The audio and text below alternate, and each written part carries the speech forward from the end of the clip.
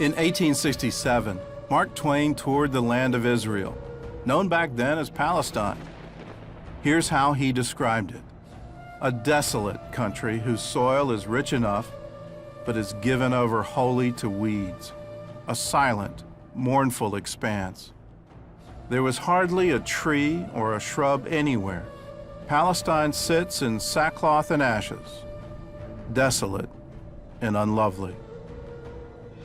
Today, Mark Twain wouldn't even recognize this land.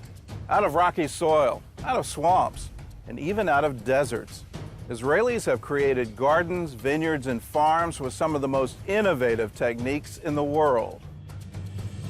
It was just this country with incredible dynamism and energy and excitement and food and people and a sense of family and ultimately a sense of belonging.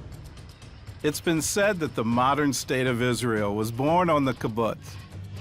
So it's only natural that much of Israel's innovation was born there as well. The kibbutz is the cornerstone in a lot of ways of a lot of things in Israeli society.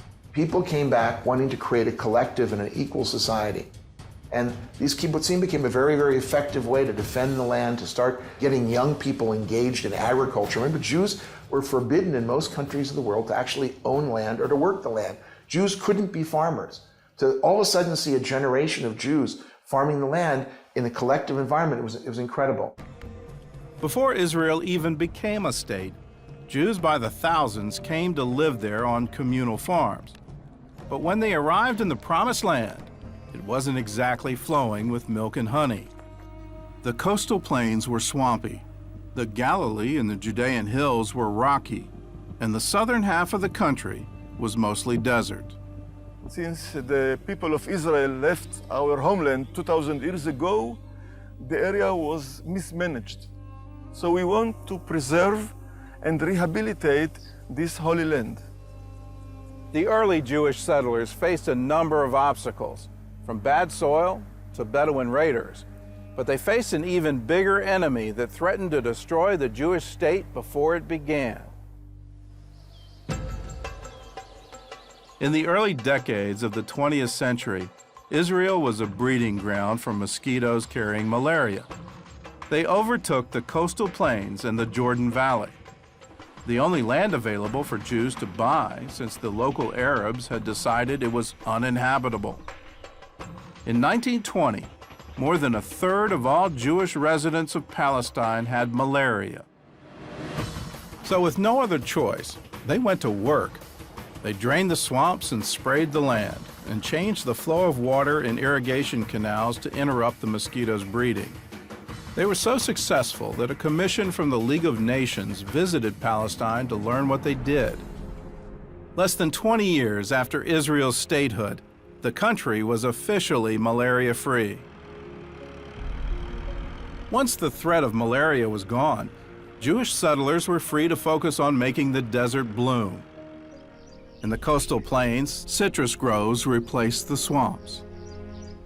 And the Jordan Valley, once the center of the malaria epidemic, now became the country's breadbasket. The Negev desert blossomed with newly planted forests and vineyards. And the Arava, once the most arid part of Israel, became the site of a flourishing vegetable industry. All of this was accomplished in the first 20 years of Israel's statehood. In that time, they more than doubled their standard of living. And now they're using their experience to help other countries. In the 1970s, they created a new breed of cherry tomato that's disease-resistant and has a longer shelf life. They also bred a new kind of potato that can be grown in hot, dry climates and irrigated by salt water. These vegetables are now being grown in dry countries like Jordan, Egypt, and Morocco. Israeli scientists not only found ways to grow more crops, they also found new ways to preserve them. Grain Pro cocoons provide an inexpensive way for farmers to keep their grain market fresh by keeping out water, air, and insects. The Israeli cocoons are being used in Africa, the Far East, and even Pakistan, a nation with no diplomatic ties to Israel. The kibbutz over time began to change. Israeli society began to change. became more capitalistic, became more focused on free enterprise and entrepreneurship and the individual taking responsibility for himself and therefore benefiting the overall society. There have been many very exciting companies that have been built in kibbutzim.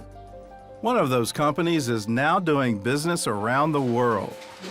If you went to the average Israeli 10, 12 years ago and said to them organic, they wouldn't have a clue what you were talking about. Here we've been doing organic farming for over 40 years. Kibbutz Sde Eliyahu was founded by German refugees in 1934, and many of their early members were survivors of the Holocaust. The biggest problem that we had when we started the organic was, what do you do if you're not using chemicals? How do you get rid of the pests? Their answer was to fight bugs with more bugs. Every single thing in nature has a natural enemy. What eats or what attacks these pests that are attacking our crops? They started breeding different insects in the bomb shelter of the kibbutz. The idea was to breed predators to destroy the pests that ate their crops. The result was a new company called BioBee. We went to the Israeli farmers. We said, "You want to buy some bugs?" They said, "What are you, crazy? We don't have enough bugs in the field. You want us to buy bugs?" Eventually, they won over farmers in Israel and in 32 other countries as well. In California, 60% of the strawberry fields are treated with products from BioBee. The company also found a way to deal with one of the region's most devastating insects, the Mediterranean fruit fly. We take the males of the species and we sterilize them. And then we release the sterile males into the environment. There's no future generation. And slowly, slowly, we lower the population without using harmful chemicals. They also solved another agricultural problem: how to pollinate greenhouse plants. The classic example we like to give is tomato plants. Tomato plants in nature, in the fields, are pollinated by the wind. In Israel, the majority of our tomatoes are not grown in the fields. They're grown in greenhouses. And in greenhouse, in a climate-controlled environment, you don't have that wind, you don't have the natural pollination. We had to find other methods of pollination. Their solution was to breed bumblebees. They collect pollen for food. They have to go and work even in cold weather conditions. They don't have stores of honey in the hive. They have to go and work. We're saving the farmer money because instead of paying people, the bees are doing the work. And the bees, unlike people, they don't miss a single flower. So once the farmers started using the bees for pollination, the yield of the tomato crops increased by 25%. In Hebrew, we say, "Ma rabu ma'asech Elokim," how great and wonderful are creations, God. And this really shows that every single thing has a reason. There's a purpose for everything, these tiny little things, and look how much good they do for us, for the world, for the farmers, for the environment. It's really, really amazing. Farmers at Sde Eliyahu not only targeted insects, they also found a creative way to get rid of rodents as well. What we used to do is basically used to take poison in a bottle, in a teaspoon, and somebody's job was to walk up and down the rows, and every time they saw a mouse hole, to take a teaspoon of poison and throw it down the hole. Now, obviously that's not ecologically friendly. On top of that, if it rains or if we irrigate our fields, all that poison is going in the ground. So we said, what is a natural solution to rodents? And the natural solution that we found is the barn owl. Barn owl is an amazing raptor. 2 owls can capture an average of 2,000 to 5,000 mice a year. Okay, that's a lot of rodents. There was just one problem with the owls. They fly away. And one of the places they would fly to is Jordan, which is very close by. In Jordan, they were shooting them. In Arab folklore, the barn owl is a harbinger of death. And they're very superstitious about barn owls. So they see a barn owl, they shoot it. So very simply, we went to Jordan and we invited the Jordanian farmers to come to Sde Eliyahu to see what we were doing here.